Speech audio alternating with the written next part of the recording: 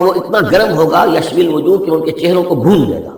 بیس شراب، بہت ہی بری شے ہوگی پینے کی، وساعت مرتفقہ، اور یہ ان کے لیے ان کی آرام گاہ جو بنے گی جہنم بہت ہی بری آرام گاہ ہوگی۔ اس کے برعکس وہی سائملٹینیس کنٹراسٹ کا اسلوب، ان الذین آمنوا وعملوا الصالحات، جو لوگ ایمان لائیں اور نیک عمل کریں، انا لا نضیع اجر من احسن عملا، ہمارا یہ اصول نہیں ہے کہ جو لوگ اچھے عمل کریں ان کے اجر کو ہم ضائع کر دیں، ان کا اجر بھرپور انہیں ملے گا۔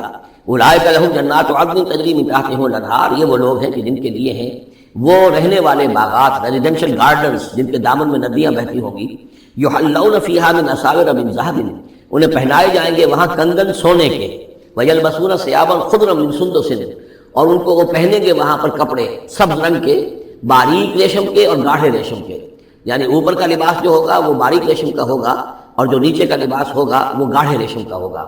متکئین فیہا علی الارائک، اور وہ وہاں پر تکیہ لگائے ہوئے، ٹیک لگائے ہوئے بیٹھے ہوں گے تختوں کے اوپر۔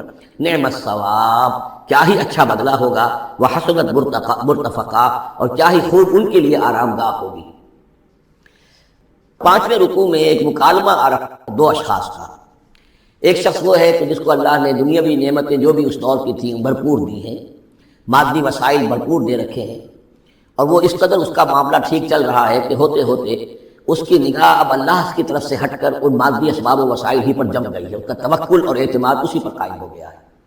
ایک دوسرا شخص دنیاوی اعتبار سے مرفع الحال نہیں ہے، اس کے پاس دولت نہیں ہے، دنیاوی چیزیں نہیں ہیں، لیکن وہ اللہ تعالیٰ کی معرفت اسے حاصل ہے۔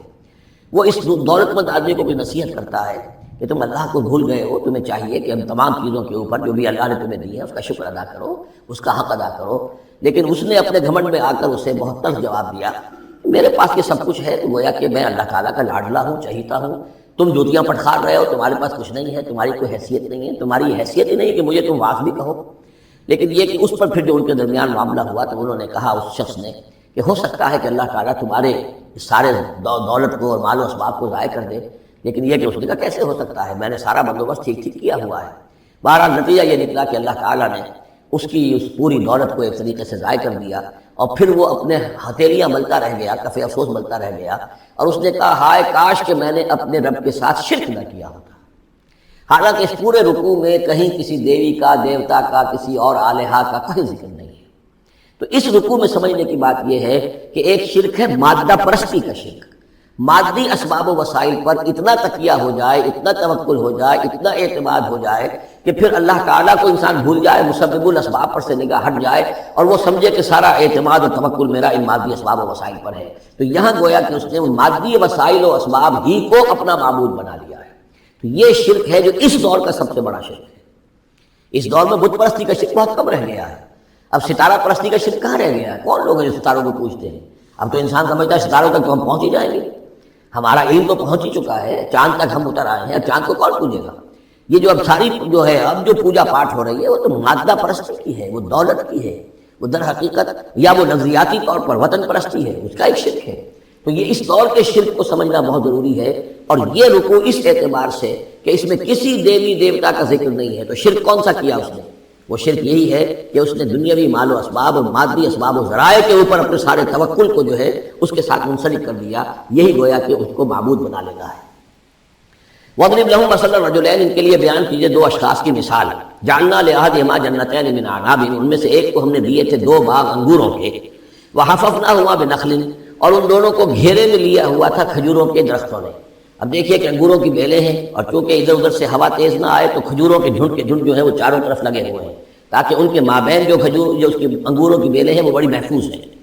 وجعلنا بینہما زرعا، ان کے درمیان کھیتی بھی تھی، یعنی یہ کہ اناج کا سامان بھی ہے اور انگوروں کی بیلیں بھی ہیں، اور یہ کہ کھجوروں کے درخت بھی ہیں۔ کلتا الجنتین آتت اکلہا، اور وہ دونوں باغات اپنا پھل دیتے تھے، ولم تظلم منہ شیئا، سال بسال پھل آ رہا ہے، سال ہر سال ہو گئے، ہر سال پھل آ رہا ہے، اس میں کوئی کمی نہیں کرتے تھے۔ جب یہ چیز چلتی رہتی ہے تو آدمی کا خود بخود ایک توکل جو ہے وہ اس چیز کے ساتھ وابستہ ہو جاتا ہے، وہ بھول جاتا ہے کہ اس کی اللہ تعالیٰ کے فضل و کرم سے ہے یا اللہ کے اذن سے ہے، بلکہ یہ کہ وہ انہی چیزوں کو سمجھ بیٹھتا ہے کہ یہ دائم ہے اور قائم ہے۔ وَفَجَّرْنَا خِلَالَهُمَا نَهْرًا، اور ہم نے ان کے مابین ایک نہر بھی نکال دی تھی، آب پاشی کا بھی پورا نظام موجود ہے۔ وَكَانَ لَهُ ثَمَرٌ، اور اس کے میوے بھی تھے، یعنی یہ بھی تھا کہ باغ جو ہے پھلا ہوا اس وقت، انگور بھی ہیں اور کھجور بھی جو ہے درخت جو ہے لدے ہوئے ہیں۔ اور ایک اس کا مفہوم یہ بھی ہے میرے نزدیک جو زیادہ راجح ہے کہ اس کو اولاد بھی اللہ نے خوب دی تھی. جیسے درختوں پر پھل لگتا ہے تو انسان کے لیے اس کی اولاد جو ہے اس کے پھل کی حیثیت رکھتی ہے، تو گویا کہ اس کو اولاد بھی ملی تھی. فقال لصاحبہ وهو يحاوره، تو کہا اس نے اپنے ساتھی سے، ان سے وہ گفتگو کر رہے تھے، آپس میں گفتگو کر رہا، انا اکثر منک مالا واعز نفرا، میں تم سے کہیں بڑھ کر ہوں مال میں اور نفری میں. اب یہ نفری کے حوالے سے میں نے کہا لہو ثمر، اس کے بیٹے بھی تھے، اولاد بھی تھی، تو اس کے حوالے سے وہ نفری کی بات بھی کر رہا ہے، میرے بازو بھی بہت ہیں. ودخل جنتہ، اور وہ داخل ہوا اپنے باغ میں، وہو ظالم لنفسہ، اور وہ اپنے جان پر ظلم کر رہا تھا، یعنی اسی گمراہی کے اندر مبتلا تھا. قال ما اظن ان تبید هذه ابدا، انہوں نے کہا میں نہیں سمجھتا کہ یہ باغ بھی کبھی اجڑ سکتا ہے. کیا مجھے دھمکا رہے ہو کہ اللہ تعالیٰ جو ہے کہیں تم میری یہ دولت سلب نہ کر لے؟ دیکھو میں نے کھجوریں کس حساب سے یہاں پر لگائی ہیں کہ کوئی اگر آئے بھی، کوئی باد سرسر آئے یا کوئی اور بھی ہوا کا تیز لو کے جھونکے آئیں تو وہ میری انگوروں کے بیلوں تک نہ پہنچے. یہ گویا کہ سینٹینلز کھڑے ہوئے ہیں، کھجور کے درخت جو ہیں وہ روک رہے ہیں. پھر میں نے یہاں پہ آبپاشی کا نظام ہے، نہر چلی ہوئی ہے. ما اظن ان تبید هذه ابدا، میں نہیں سمجھتا کہ میرا یہ باغ جو ہے کبھی ایک برباد بھی ہو سکتا ہے. وما اظن الساعة قائمة، اور یہ جو تم قیامت وغیرہ کی بات کر رہے ہو، اول تو میرا گمان نہیں ہے کہ کوئی قیامت کھڑی ہونے والی ہے. وما اظن الساعة قائمة، میں نہیں سمجھتا کہ یہ قیامت ہونے والی ہے. ہاں ڈکوسلے سے ہیں، کوئی بڑوں سے سنا تو ہے. اور یہ کہ وَلَئِن رُدِدتُّ إِلَىٰ رَبِّي، اگر مجھے لوٹا ہی دیا گیا اپنے رب کے پاس، لَأَجِدَنَّ خَيْرًا مِنْهَا مُنْقَلَبًا، تو مجھے وہاں لازماً ملے گا بہت بہتر لوٹ کر. اب اس کے اندر ایک فلسفہ ہے ان کا کہ جب اللہ نے مجھے یہاں دیا، اللہ کے وہ منکر نہیں تھے، اللہ نے مجھے یہاں دیا ہے تو اس کا مطلب یہ کہ میں چہیتا ہوں، لاڈلا ہوں، یا اللہ نے مجھے کچھ صلاحیتیں دی ہیں، میں نے بڑی عمدہ پلاننگ کر کے باغ بنائے ہیں، سارا اس کا بندوبست کیا ہے. تو یہ میری جو صلاحیت ہے، یہ اللہ کو دی ہوئی جو میرے اندر ہے، یہ جو خیر ہے، یہ کہاں چلا جائے گا؟ آخرت میں بھی مجھے پھر ملے گا اور اس سے بہتر ملے گا. اور تم جیسے یہاں جوتیاں پٹخار رہے ہو ایسے وہاں پٹخارو گے.